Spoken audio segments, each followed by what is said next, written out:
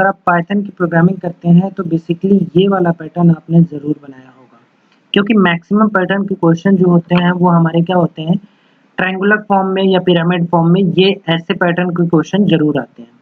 लेकिन क्या कभी आपने नोटिस किया है कि मैक्सिमम जो पैटर्न बनाए जाते हैं वो नेस्टेड लूप की हेल्प से बनाए जाते हैं? क्या ऑप्टिमाइजेशन का कोड अगर मैं बात करूँ ऑप्टिमाइज कोड करने की, तो क्या कभी आपने सोचा है कि क्या मैं इसको ऑप्टिमाइज भी कर सकता हूँ? तो बेसिकली आज हम ट्रायंगुलर फॉर्म का एक पैटर्न लेकर आए हैं और इस पैटर्न को हम ऑप्टिमाइज तरीके से भी करेंगे, साथ ही साथ जो ट्रेडिशनल मेथड होता है उसका यूज करते हुए।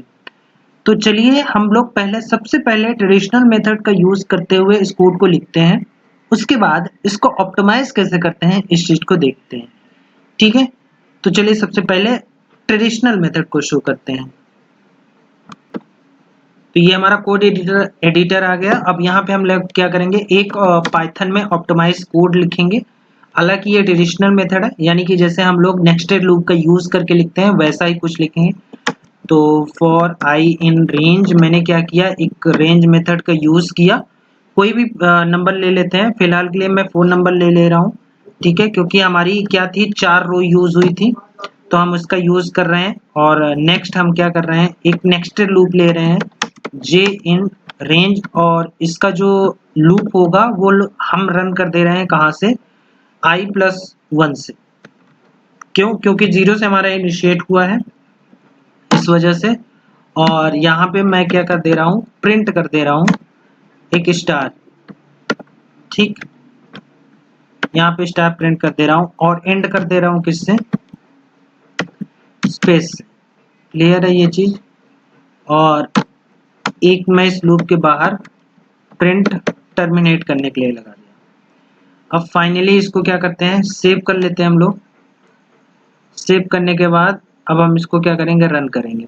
ठीक है, तो सेव करने के लिए हमें कौन सी फाइल है उसके लिए हमें यहाँ पे सेव एज में जाना पड़ेगा और फाइनली यहाँ पे .py करके हमें इसे सेव करना पड़ेगा। हमने इसको सेव कर दिया, अब इसको रन करते हैं। ठीक है, यहाँ से हम लोग पाइथन सिलेक्ट कर लिए हैं और इसको रन करते हैं। और अगर हम इसको रन करते हैं तो ठीक है, ये हमारा क्या आया, ये हमारा एक पैटर्न आया।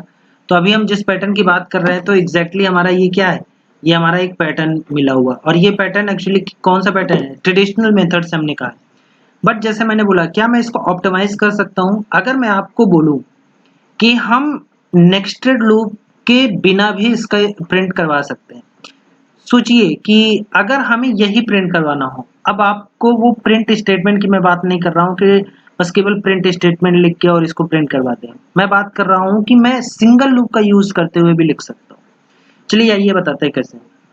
मैं एक नेक्स्ट फाइल ले ले रहा हूँ और नेक्स्ट फाइल में मैंने क्या किया, फॉर आई इन और रेंज, एक हमने आई जैसे उसमें चलाया था वैसे ही हमने क्या किया, यहाँ पे 4 एज अ पैरामीटर पास कर दिया। बस ध्यान रखना, यहाँ पे मैं 1 से स्टार्ट कर रहा हूँ और 4 की जगह 5 कर दे रहा हूँ। अभी भी हमारा लूप कितने टाइम्स चलेगा, 4 टाइम्स लूप चलेगा। अब इसमें मैं क्या करूँगा कि यहाँ प्रिंट स्टेटमेंट दे दूंगा। प्रिंट देने के बाद मैं यहाँ पे स्टार प्रिंट कर दिया। क्लियर है? अब ध्यान रखना कि मैं एक और स्टार लगा रहा हूँ और इसमें कौन सी वैल्यू दे रहा हूँ, आई। जब आई की वैल्यू 1 होगी तो स्टार एक बार प्रिंट होगा, जब आई की वैल्यू 2 होगी तो स्टार 2 बार प्रिंट होगा।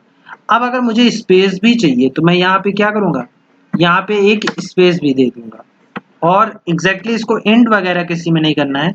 और मैं इसको क्या करूँगा, सेव करूँगा। ठीक है, तो मैं इसको सेव कर लेता हूँ और इसको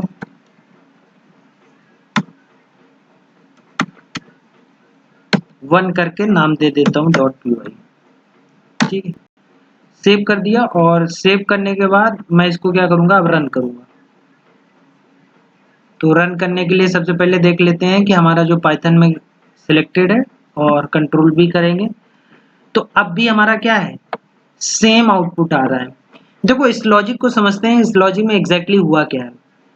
अगर आप ट्रेडिशनल मेथड में जाओ तो ट्रेडिशनल मेथड कहीं ना कहीं देखो ये हर एक कोड में काम आएगा। अगर ट्रायंगुलर फॉर्म में अगर कोई भी प्रिंट दिया हो, चाहे स्टार दिया हो, अल्फाबेट दिया हो, नंबर्स दिया हो, हम उसका इस ट्रेडिशनल मेथड का यूज हर जगह कर सकते हैं।